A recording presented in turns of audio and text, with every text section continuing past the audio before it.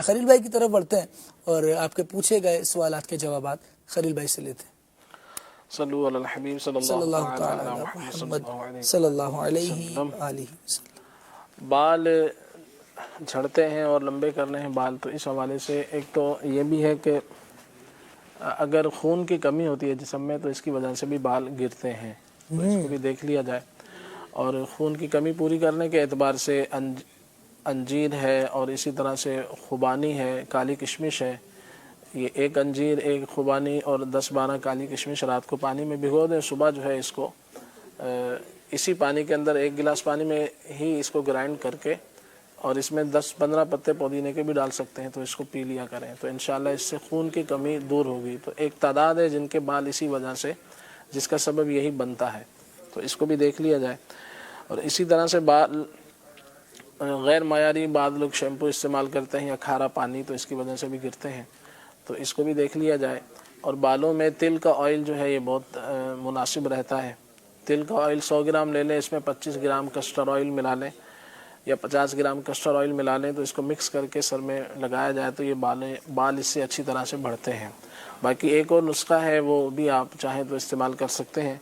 30 gram انڈے کا تیل لے لیں، انڈے کا تیل بھی آتا ہے اور یہ بنا بنایا مل جاتا ہے، اور 30 گرام کلونجی کا تیل، 2 چیزیں ہیں۔ اور تیسرا ہے تارے میرے کا تیل، یہ 100 گرام لینا ہے، اس کو تینوں کو مکس کر لیں اور بالوں میں اس کو لگایا جائے۔ تو اس میں بو ہوتی ہے، تو بہتر یہ ہے کہ اس وقت لگایا جائے کہ جب مسجد وغیرہ میں جانا نہ ہو، اور صفائی کر کے پھر آپ جو ہے جا سکیں، تو اس کا خیال رکھنا ہوگا کہ اس میں بو ہوتی ہے۔ لیکن انڈے کا تیل جو ہے بالوں کے لیے بہت زیادہ مفید ہوتا ہے، تو اس کو استعمال کریں، وقتاً فوقتاً 1 دن چھوڑ کے لگا لیں، تو اللہ نے چاہا تو انشاءاللہ عز و جل بالوں میں بہتری ہوگی، اور بالوں میں جو خشکی وغیرہ ہو جاتی ہے وہ بھی اس سے دور ہوگی، اور بال جو نئے بال بھی اگنے میں انشاءاللہ اس میں مدد ملے گی۔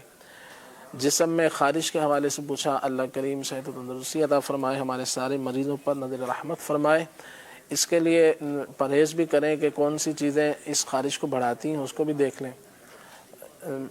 بڑے کا گوشت جو ہے اس میں نقصان کرتا ہے، اسی طرح سے گرم چیزوں کا استعمال بھی، کلیجی پائے وغیرہ بڑے کا گوشت اس میں استعمال نہ کیا جائے، تو انشاءاللہ عز و جل اس طرح سے بھی کمی آئے گی۔ فروٹ پر توجہ دیں، تو اگر جیسے موسمبی ہے یہ بھی فائدہ کرے گی، اور یہ جن کے بال جھڑ رہے ہیں وہ بھی اگر یہ آملے کا مربع بھی استعمال کریں، اور یہ فروٹ وغیرہ موسمبی کنو وغیرہ، تو اس میں آملے میں بھی اور یہ ان فروٹوں میں موسمبی کنو وغیرہ میں وٹامن سی ہوتا ہے، یہ بھی بالوں کے لیے مفید ہوتا ہے۔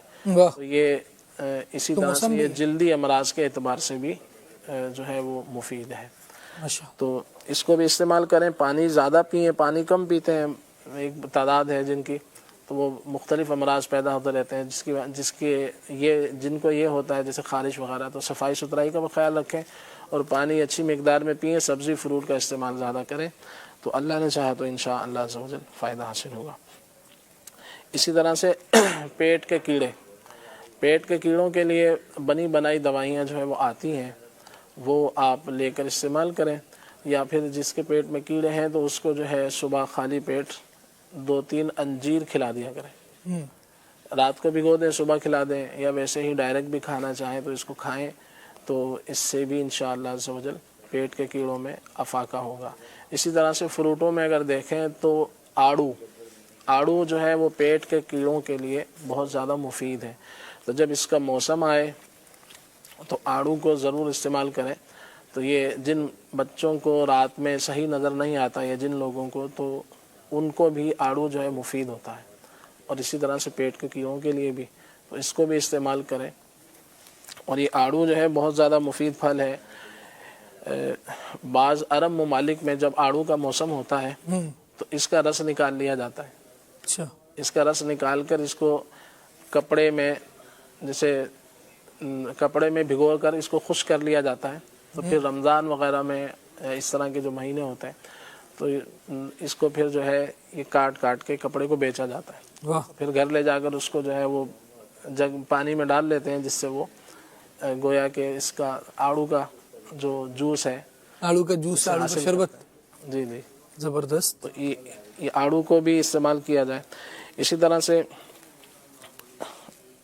گلا وغیرہ جو سوج گیا ہے، گلے میں تکلیف ہے، تو اس کے لیے عمل تاز کے نام سے ایک لمبی لمبی پھلیاں ہوتی ہیں، یہ حکیموں کی دکان سے مل جاتی ہیں. تو یہ لے کر اس کا جو گودا ہوتا ہے وہ نکال کے، یہ 6 گرام کے آس پاس گودا نکال کے اس کو جو ہے تھوڑا سا پانی میں گرم کریں اور پھر اس سے کلیاں کیجیے، غرارے کریں، تو انشاءاللہ اس سے فائدہ ہوگا. اسی طرح سے انجیر بھی گلے کے لیے مفید ہے. اسی طرح سے بنے بنائے جو ہے وہ مختلف سیرپ وغیرہ آتے ہیں کہ جو گلے کے حوالے سے مفید ہیں، وہ بھی استعمال کیے جا سکتے ہیں. قے موشن کے حوالے سے جو شاندے کا پوچھا، تو اس کے لیے ایک چھوٹی الائچی اور ایک چھوٹی چمچ سونف کی اور ایک ٹکڑا دارچینی کا جو 2 انچ کے برابر ہو. اسی طرح سے 10-15 پتے پودینے کے، تازہ ملے تازہ لے لیں اور اگر خشک ملے تو خشک لے لیں. تو اس کو آدھے گلاس پانی میں پکا لیا جائے. جب آدھا رہ جائے پکنے کے بعد تو اس کو چھان کر نمک یا چینی ملا کر اس کو پلا دیا جائے. تو اس سے انشاءاللہ قے اور موشن وغیرہ کے حوالے سے فائدہ حاصل ہوگا. دانت کے درد کے اعتبار سے تو اس کا بھی مختلف اس کی وجوہات ہوتی ہیں، دیکھ لیا جائے کہ کیا وجہ ہے. اب دانت ہلتے ہیں، دانت میں جیسے خون وغیرہ آتا ہے، تو ایک مجموعی 3-4 چیزوں کے حوالے سے پوچھا گیا. تو دانتوں سے خون آتا ہو تو انار کے پھول مل جاتے ہیں یہ پنساریوں کی دکان سے، یہ لے کر اس کو پانی میں ابال کر اس سے کلیاں کی جائیں تو یہ بھی اس حوالے سے مفید ہوتا ہے. اور ایک میں گھریلو علاج اس میں عرض کر دیتا ہوں جو کہ 6 چیزوں پر مشتمل ہے. آپ چاہیں تو منجن کا نسخہ پوچھا تو اس کو بنا کر گھر میں رکھ لیں تو یہ بہت زیادہ مفید رہے گا اس اعتبار سے. چاک پاؤڈر یہ مل جاتا ہے عام دکانوں سے، جو رنگ کی دکانیں ہوتی ہیں وہاں سے چاک پاؤڈر یہ آپ 1 پاؤ لے لیں. اور میٹھا سوڈا 25 گرام. سمندری جھاگ یہ بھی حکیموں کی دکان سے مل جاتا ہے، پنساریوں کے یہاں سے، یہ بھی آپ 25 گرام لے لیں. نوشادر یہ 12 گرام اور لاہوری نمک یہ بھی 12 گرام. اور آخری چیز ہے کیکر کی چھال، تو یہ آپ نے لینی ہے تقریباً 60 گرام. تو یہ ساری چیزیں لے کر اس کو، کچھ چیزیں اس میں پیسی ہوئی ہوتی ہیں جیسے چاک پاؤڈر ہے، میٹھا سوڈا ہے، تو باقی چیزوں کو آپ پیس لیں اور مکس کر لیں اور پھر صبح و شام اس سے منجن کیجئے. تو کوشش کریں کہ جب نمازوں کا ٹائم ہو تو اس ٹائم اس کو نہ کریں کیونکہ اس کے ذرات پھر منہ میں رہ جانے کا خدشہ ہوتا ہے. تو اس کا لحاظ کیجئے. اللہ کریم ہمارے مریضوں پر نظر رحمت فرمائے. بچے کو نزلہ، زکام، کھانسی وغیرہ ہے تو اس کے لیے تھوڑا سا 1 پاؤ شہد لے کر اس میں 2 گرام زعفران پیس کر ملا لی جائے. اس کو رکھ لیں گھر میں اور وقتاً فوقتاً بچوں کو جو ہے یہ اس کو چٹاتے رہیں. اب عمر کے حساب سے آدھی چمچ، چوتھائی چمچ، تو انشاءاللہ عز و جل اس سے جو ہے نزلے، زکام وغیرہ کے اعتبار سے انشاءاللہ عز و جل فائدہ حاصل ہوگا. اور درد سر کے اعتبار سے آملے کا مربع استعمال کیا جائے تو یہ فائدہ مند ہے. صبح خالی پیٹ اس کو چاندی کے ورق میں لپیٹ کر آملے کا مربع بھی لیا جا سکتا ہے. سیب کا مربع صبح خالی پیٹ لے لیں، یہ بھی فائدہ مند ہے. اسی طرح سے ایک نسخہ بھی ہے جو مختلف ہر طرح کے آدھے سر، پورے سر کے درد کے حوالے سے مفید ہے. وہ ہے کہ ایک جڑی بوٹی ہے جس کا نام تھوڑا سا مشکل ہے مگر آپ اس کو توجہ سے سن لیں. استو خدوس. استو خدوس یہ آپ نے 50 گرام لینی ہے.